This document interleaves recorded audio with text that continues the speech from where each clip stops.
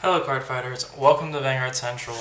In this first part of the How to Play series, we're going to go over the different types of cards, not a real card, but different types of cards, and deck construction, what rules are there, and what a standard deck might kind of look like. We'll start with what we call normal units. There's a lot of different kinds of normal units, but that's mainly differentiated by their grade. And they range from 0 to 3. And I have two grade 1s there that you can see just because there's special types of grade 1s that are important to know about. So up in the top left corner, you're going to see the number, and that number is going to be the grade. Right below it is an ability symbol. This is standard for all different grades, so you can see both of the grade 1s have the same symbol for symbol ability, I guess is one way to call it. And those are pretty simple. The grade 1s and grade 0s all have the boost symbol ability, which means they can buff up your friendly units when they attack, as long as they're in the right position, which is usually represented like this on the field. You're going to attack with the guy in front, and then boost with the guy behind him. It's pretty straightforward. The grade 2 has a symbol ability called intercept. That means if he's in the front row, and Vanguard having 2 rows, so if he's in the front row, then he can actually move in to guard. And lastly, for our grade 3s, they have twin drive. So that's a special ability that when you do a drive check, instead you'll get to do 2. So it's a really powerful effect because drive checks are basically like drawing cards. Moving down the cards, you'll see a black little box. That's going to be the flavor text. Kind of gets you to know a little bit more about the card, and just sometimes it's like kind of funny. And then below that, on some cards we don't have any abilities, and the others we have a white box that's going to be filled with all the effect text for that. And then we can move down further. We have the name of each card. And then we have, right next to the name, we'll have what type of unit it is. And so this is how we know that these all cards are all normal units, is because they have normal unit right next to the name. And going down a bit below that, we have the power. You can see in the big yellow numbers. Standard powers do exist between different grades. Grade 3s tend to be 11, as we see, and then grade 1s and 2s. So grade 1s will be 7,000 and grade 2s will be 9,000. But these cards are special because they have no effects. So they do get the extra boost in power to kind of compensate and makes them good defensively. And lastly, for the cards, there's a few extra details, mostly for flavor. Is Gold Paladin, which is the clan that they're from. We have the nation flag, so Gold Paladin is part of the United Sanctuary, so we got the United Sanctuary flag there. And then we have the race, and I believe most of these cards are human, except for this one, is an elf. So the last detail that I guess we could talk about is this little star type symbol. You might be able to see, it's pretty small. So this star type symbol here, that's called the critical of the unit. So when you attack your opponent's Vanguard, that's going to be how much damage you do to them. But it's a little irrelevant since every card that's been printed has a critical of 1. So it's kind of just fluffy. It's kind of there to look cool because you know that every unit just attacks for 1 critical or 1 damage. And so now that we've gone through kind of most of the basics of all the cards, we'll take a special look at this extra grade 1 that I have. Oh, actually, I totally forgot. You'll notice that on some of the cards, there's a gray bar here. It's a little hard. It might be a little hard to see, but this is the shield value. And in the game of Vanguard, you're going to be able to use extra units that you're not using to attack your opponent to guard your opponent's attacks. And so you're going to be able to use that. This one number right here is what helps you guard. Grade 2s and grade 1s typically have 5,000 shield value, while grade 0s typically have 10,000 shield values, and grade 3s can't guard with those guys. Well, they don't have shield value unless you give it to them with a cool effect. But you'll notice this card right here, is a special type of card called a Sentinel. And we know that immediately by looking at it because of the gold shield box. Rather than having the gray shield box of a normal card, it has the gold one, looks all shiny. And it does have Sentinel right there. And the special thing about Sentinels is that you can only have 4 Sentinels in your deck total. So even if you have different cards with the Sentinel ability, you could only have 4 of them. And that's because this specific one is called a perfect card. It can nullify any attack. While there's another card called Quintet Wall that gives you a lot of extra shield by calling it from your deck. So Sentinels are very powerful cards for defense, and that's why you can only have so many of them, or else your defense would just be too good and the games would take too long and be less fun. So you can only run 4 of them. It's a Sentinel because of the gold ability. And that's about it for the normal units.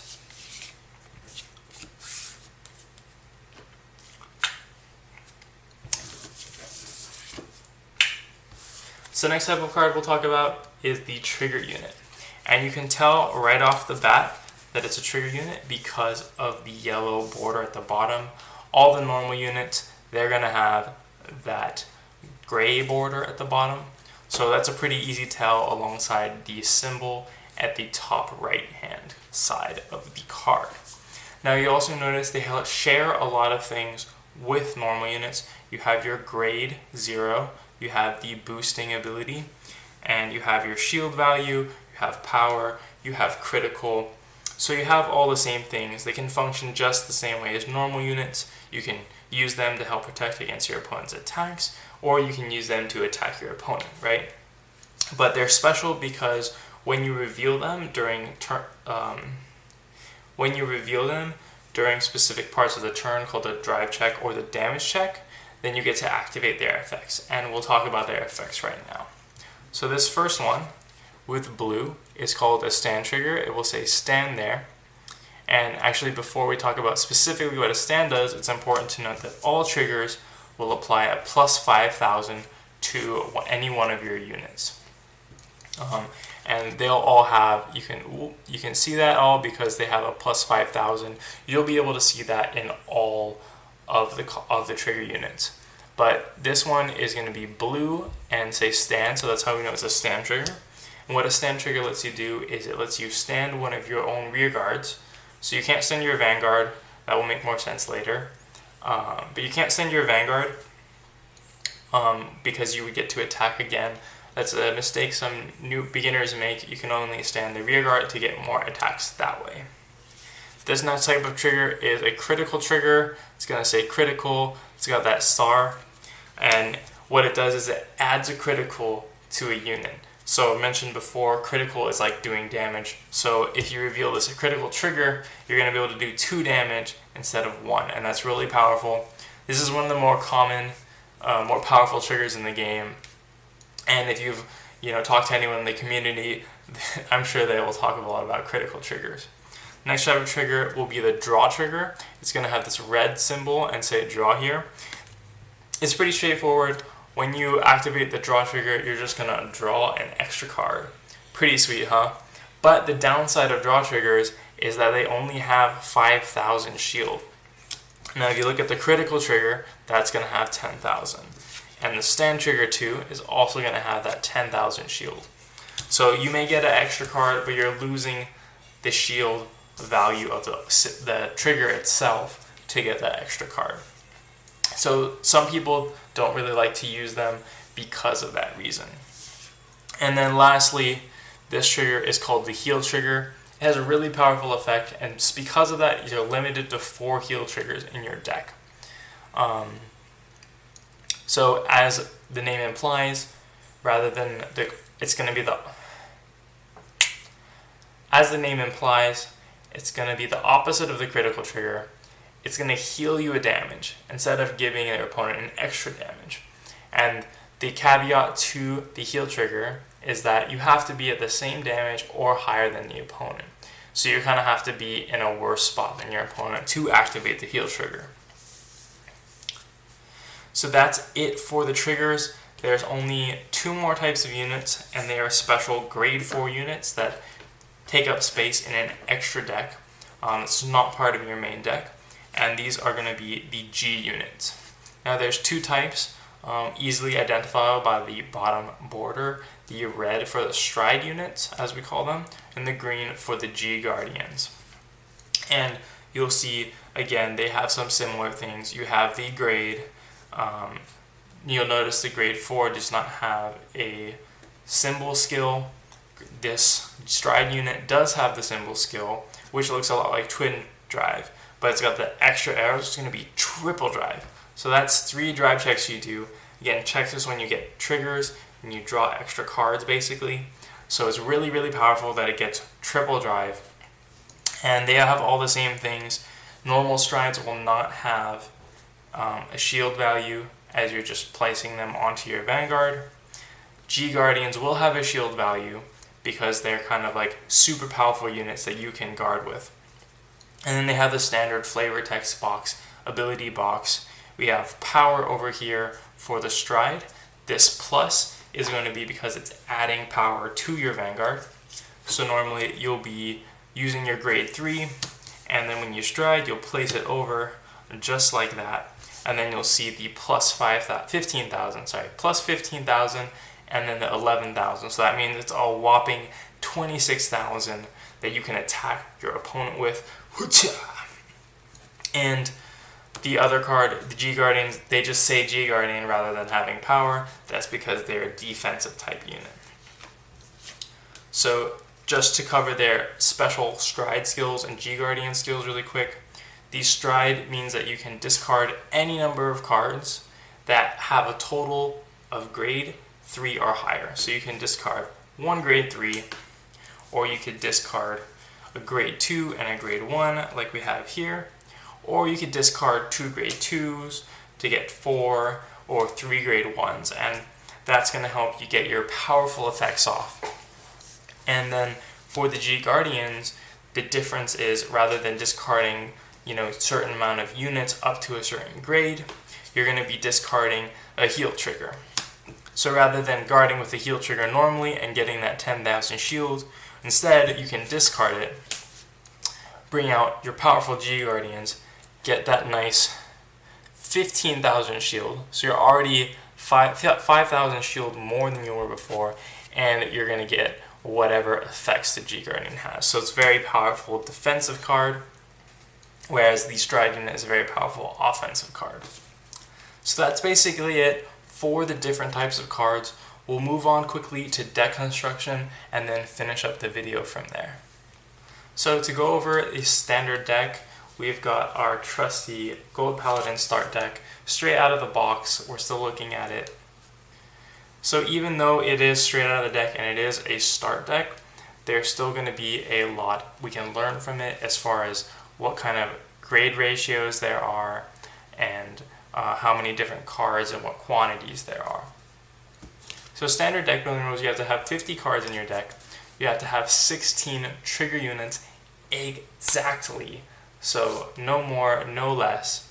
And there's a few restrictions on certain cards. You can only have exactly 4 heal triggers, or up to 4 heal triggers, and you can only have up to 4 sentinel cards, which we covered briefly in the description about cards.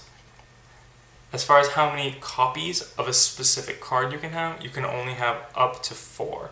So games like Yu-Gi-Oh! You can have 3, but in Vanguard it's going to be 4. And we'll see that again going through the Gold Paladin start deck, which we'll do really quickly. So we start off with one starting Vanguard. This is really standard in most decks.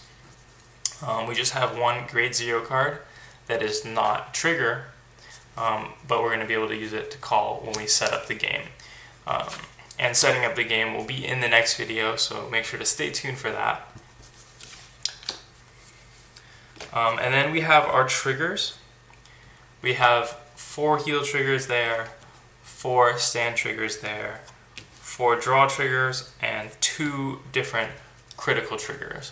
So you're going to notice that's exactly 16 triggers. Exactly 16 triggers. So just like how your deck should be built normally, just how the start deck comes, and we're having what we call rainbow triggers, which is 4 of every single type of triggers.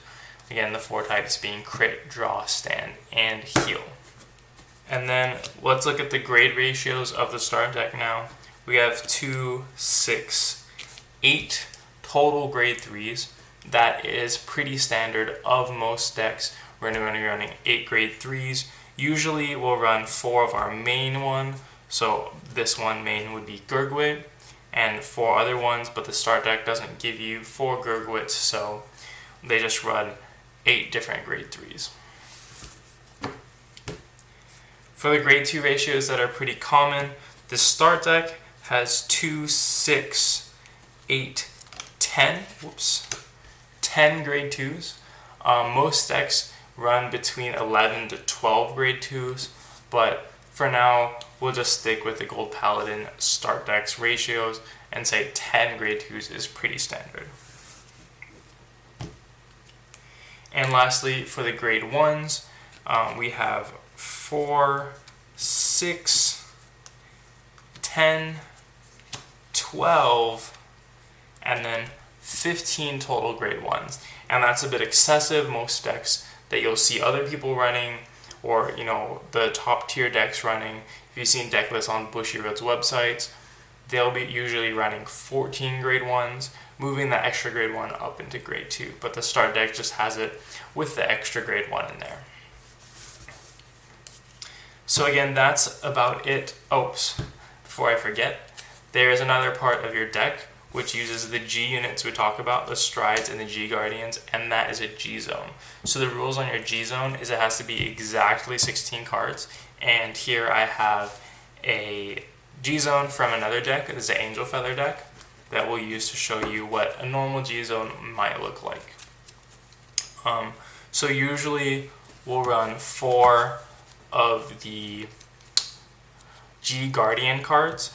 This is because you can run more, and some people do for a little bit of extra versatility, but you can only usually use up to 4 based on having a discarded heal trigger for them and only having 4 heals. There's even a limit that if you have 3 already used, you can only use 1 more after that. Now there is a little loophole in that, which we'll talk about probably in another video, but it's not something you have to be too concerned about, as it doesn't come up very much. But usually we have the 4 G Guardians, and then we're going to go ahead and look at 12 Stride units. So that's pretty much it for this G zone. It's going to be 16 cards. They can be any combination of G units and G Guardians, but most people are just sticking with the 12 Stride units and the 4 G Guardians.